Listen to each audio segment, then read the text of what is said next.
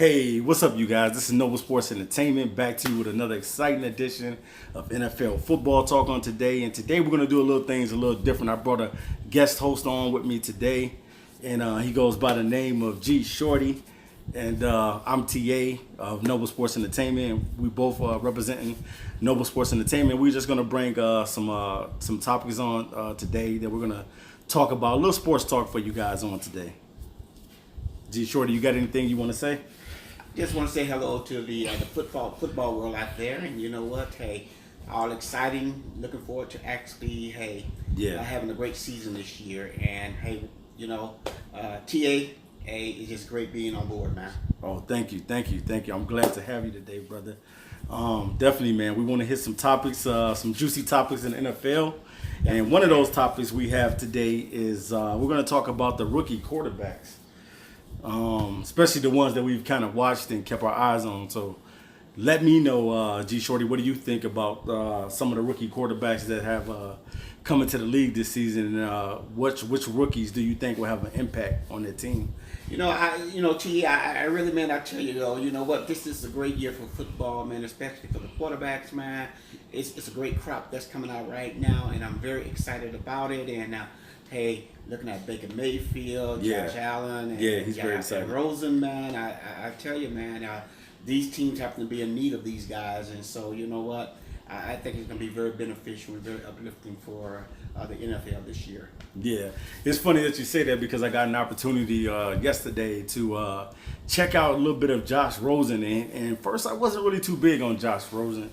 He didn't really impress me as much when I first saw him, but when I got an opportunity to see him play again yesterday, the guy looks like he's ready to be the starter for the Arizona Cardinals. All right. I mean, that's the thing about it, man, is the fact that some of these guys are going to have to step in, man, and take that reign, man, and make an impact immediately. My man, I'm pretty excited about is Baker Mayfield. I think he's got all the intangibles. Okay. And that he's got the footwork, and I believe that basically he can't do no worse because let's face it, the Browns 0-16 last year. You know what? Mm-hmm. I don't think this year he has to be that impressive, but next year when the DCs or the defensive coordinators basically is scheming for him and other quarterbacks I know what you're saying. And he's got to show up. So I think those guys that what you just talked about, Rosen for the Cardinals, and Baker Mayfield, but who else did you see out there that looked impressive to you? I thought that Sam Darnold looked okay. I thought he was okay. I still got to see more from Sam Darnold because they're saying that Sam Darnold has the opportunity to start week 1 against the Detroit Lions, which is, you already know, Detroit Lions is my home team. And I represent Detroit all day, baby. Everywhere I go, man, I rep Detroit, baby. But definitely, there's other teams that I do like, but Detroit is where the heart is at. I can roll with that, man. I can roll with that. They say at home is where the heart is, and you know what? Hey, no problem there. And Sam Darnold, I don't think they should put him into the fray so soon because they do have a good, capable backup quarterback. And I don't think they should throw him into the fray. But the Jets, let's face it, it's the fact that it's hard to gauge them. No matter who they bring in. Hey, but I gotta say this though, I watched Teddy Bridgewater, and Teddy Bridgewater a couple years ago, he had a significant injury that kept him out almost a year and a half, 2 years almost, and the guy came back, and Teddy Bridgewater definitely looks good out there on the field. Okay, I can relate to that. And we're talking about the ex-Viking Teddy Bridgewater, and we know how exciting he was when he was with the Minnesota Vikings, but they decided to release him, and now he's with the Jets, and he's looking like he's trying to be the starter for the Jets. I can truly say this is definitely the year of the quarterback rank and the rookies, and I think it's going to be something great for the NFL because they happen to have been in dire need of a blood transfusion as far as quarterbacks. He said blood transfusion. I think they got them this year, and so hey, I'm just excited for the season this year. I can't wait to see it start. But along that line though, you just mentioned and you talked about your boys, home away from home, your Lions, and my boys being the Raiders. I mean, so hey, man, what's going on with this your guy's boys? a Raider fan, man. So what's going on with your boys, man? Well, right now, man, we're not looking good in preseason, man. I got to be honest, man. Detroit right now is not looking good on the offensive line. Besides that rookie Frank Regnow, he's been pretty solid for us, and we got to get more Frank Regnows in the front on that front line, man, because these guys are so far they're not looking good. Even though it's the preseason and we know a lot of the players are being evaluated to see what they have on the team, we gotta beef up that team to make sure that they be a wall of protection for Matthew Stafford. But what they gonna do with all these running backs, man?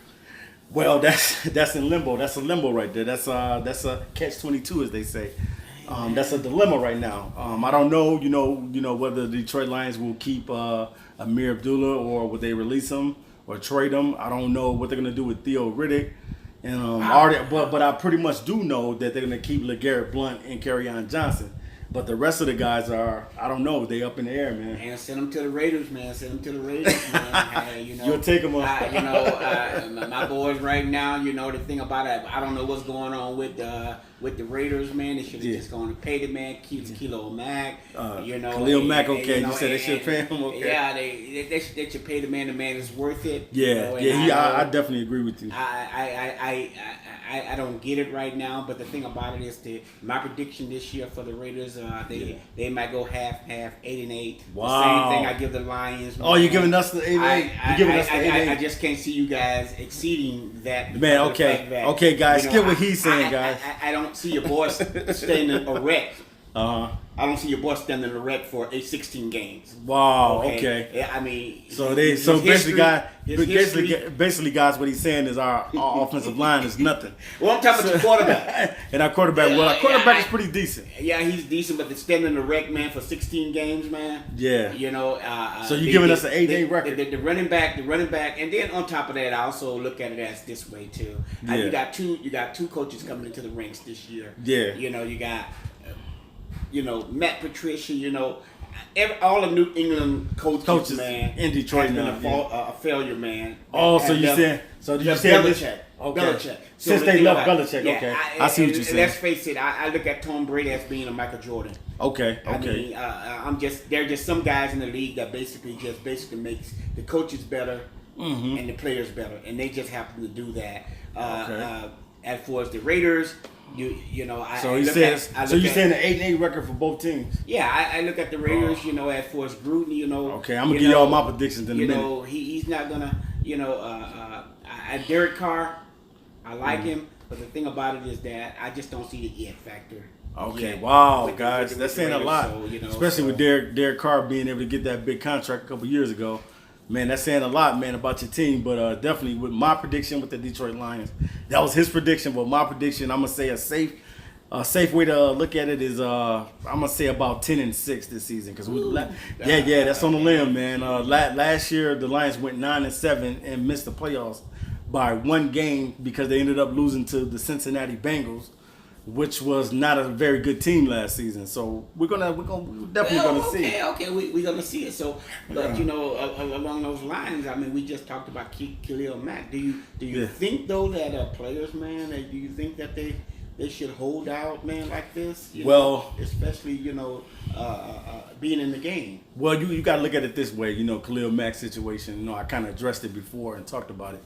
But basically, like with the Khalil Mack situation, I just think that yes. The guy's worth every penny. He's one of the best defensive end / linebackers in the league, and the Raiders should pay this guy because he has produced ever since Khalil Mack has been with the Raiders. I believe his rookie season he was a defensive player of the year.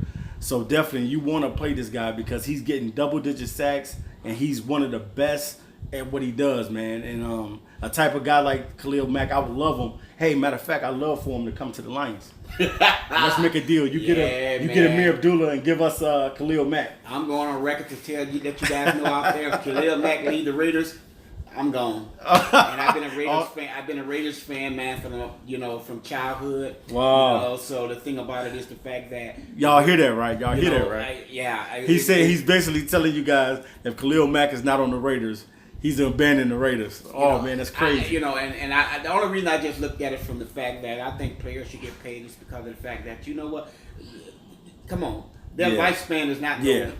like 15 or 20 years I see in what the you're saying. NBA. Yeah. And not only that, man, but the owners are getting paid, and these guys should get paid because of the fact that, hey, just last year alone, this year alone, they got a network contract for the NFL. Wow, okay. So over $600 million. I didn't even know anything about that. These guys deserve to get paid, man. Yeah. And the thing about it is that, especially when you put your time in. Yeah, I agree with that. Khalil Mack put his time in. You get Derek Carr.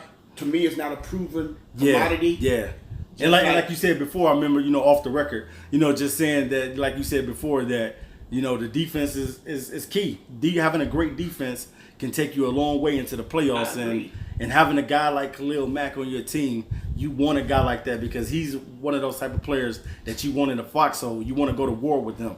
He's one of those type of players that I see Khalil Mack as, and I would love to bring him to the Detroit Lions. Well, I'm glad to hear that, man. So, hey, if you guys had no need of him, we could use him because we need Pro Bowl caliber linebackers. Let's put it this way: if he go to the Lions, then I become a Lion fan. Okay. Y'all heard that? Y'all heard that? He said if the Lions is able to get Khalil Mack, he's coming over, baby. So definitely, yeah. Oh, okay. So yeah. We also, what do you think about the preseason? What do you think the preseason is necessary? What do you think about the preseason? What do you guys say out there? I mean, come on, let's face it. I mean, preseason is just like a warm up. I mean, the only thing different between the preseason between high school and college is the fact that the networks are able to make money off the superstars. Yeah. So the thing about it is the fact that if these guys can actually, I think just like in high school where you basically go out and you just practice. Okay. Tune yourself up. You don't go through all these transitional changes. You be able to sustain the guys a lot longer. And let's face it, preseason is all about the owners and all about the networks. Yes. And yes, and if you're gonna put that much emphasis in your product, and you want to protect it, come on, you got to give up something, okay? Yeah. I mean, they was talking about going to 18 games, adding another 2 games last year. Wow, that'd be extremely a lot, especially with guys getting hurt in the preseason. And who want to look at football? It was proven last year. Yeah. In the NFL, and the year before that, when the ratings was dropping because of the fact that, hey guys, you had no quality person that you really want to watch and look at because all of us hurt. So come on, man, let's do everybody a favor. You know what? If you preseason, hey, television wise, let it go. Now my perspective on the preseason is basically this: preseason is an opportunity for you to evaluate talent, to see what you have on the team, as far as breaking your team down to the 53-man roster that you have to come up with by the end of the preseason. So definitely I think that it's a good time to evaluate talent, allowing guys to get reps and seeing guys and from training camp to the OTAs to all this different stuff is important. But I definitely think that preseason is needed because you want to evaluate that talent that you have on your team to make sure that you're getting the best out of the players and that you're getting the right players that fit with the system that you're trying to implement. Oh, okay. I mean, I can roll with some of that. Yeah. But you can do that basically without putting them in front of the. Let's face it. It's about the rookies. It's about the rookies. Definitely. I agree. To find out basically is to show up your starters to see if you got that second or that third guy that can replace that first stringer just in case temporarily. Yeah, he gets hurt or something. And stuff like that. So the preseason give you an indicator of that. But as far as putting guys out there basically from the national team, basically just to showcase, monetize, I heard the game. I mean, I think to me, just let it go. Yeah, I hear what you're saying. Just totally. Let it go. How many people look at the preseason anyway? Well, hey man, I look at the preseason. I do preseason. I do preseason previews, so you know what I mean. I definitely I look at it because I'm looking at it from all angles. I'm looking at the special teams. I'm looking at I'm looking at the quarterbacks. I'm looking at the receivers. I'm looking at what receivers could help the team out. What receivers might end up on the practice squad as well. Because a lot of these players that don't make the roster, they end up going over to the practice squad. And if the Lions or the Raiders need these guys, they're able to call them up. You know, if somebody gets hurt or injured, and in that type of situation, definitely I can, you know. Okay. Yeah. For armchair quarterbacks, armchair defense coordinators, armchair defense. Yeah. You know, I guess for us and for the fantasy football, I think okay. Yeah. I can somewhat relate to some of that, but still, you know what? Let it go. So now you know we said we were going to talk about the national anthem thing as well. I really don't have a real big opinion on the national anthem. I know they're going to penalize teams if guys are taking a knee or whatever. They're going to be penalized harshly for that. But what is your take on the national anthem? Man, let me tell you something, Terrell. It's the fact that, you know what, I know a lot of you out there is probably going to disagree, but that's okay. Yeah. Hey, look, I think the owners made and the league made a very official decision, which was, I think, for the betterment of football. Yeah. It's the fact that, you know what, hey, just like oil and water don't mix. Wow. You know, politics and sports don't mix. Just Yeah, like yeah, church, okay, yeah. Church and state. State don't mix. Okay. Don't put I see that what you're into saying. that, you know, because of the fact that, you know what, hey, look, being a vet, you know what, you know, I've been into the parks, man, and basically no support there. It's loaded with vets, man. Yeah, I understand The what you're saying. VA, no support at the VA, man. Not on top of that, how many of you guys participate basically in the parades that are out there on Veterans Day? I don't you think know? I see a lot of people. How many out there. people houses you go by, you see flags hanging out there, man? I don't know, man. And on not top a of lot. that, Not a on lot. top of that, on TA, on top of that, how many games, man, you watch, man, when they do the flag and they do the anthem? How many people you see take their hats off and put their hands on their hearts, man? G Shorty, I don't see a lot of people doing That's what I'm that. saying, man. I don't see a lot of people doing fussing, man. You know the thing about it, if you're gonna represent somebody, man, and you're gonna stand for somebody, know what you're standing for. Don't do it just because of the fact that you know what somebody's trying to use it for a political agenda, man. Right. I'm just sorry, man. It's the fact that and players. Mm-hmm. Now, I'm to you guys. I hope you're listening to you players out there. Yeah, definitely. Don't wait till the last minute, man, to stand up and represent, man. Don't because of a crucial or a bad situation that may happen, and all of a sudden you want to make your voice known. Yeah, man, that's true. You do that, man. You do that every day. Mm-hmm. You know, for the betterment for your fellow man. You know, your teammates and all that stuff. That stuff is already out there. So you know, I'm just saying that the anthem, man. Mm-hmm. You know what? Is that being a vet? Yeah. And until I see that gauge moves over to support for the military. Yeah. From a mass standpoint, from what these guys do for us every day. Yeah. Don't use a political arena to actually all of a sudden to make it seem as though that we're so important. Donald Trump, you know, on top of that, you know, I'm sorry, our president, he's a good president. But the thing about it, you want to spend $92 million this year for a parade for the vets. Yeah. Give it to the vets, man. Give it to the vets. Yeah, Give it to the vets. Forget about putting on the parade. Give it to the people that need it. So my take is that, you know what? TA, look, man, the way I look at it is the fact, hey, you know, keep it separate. Yeah.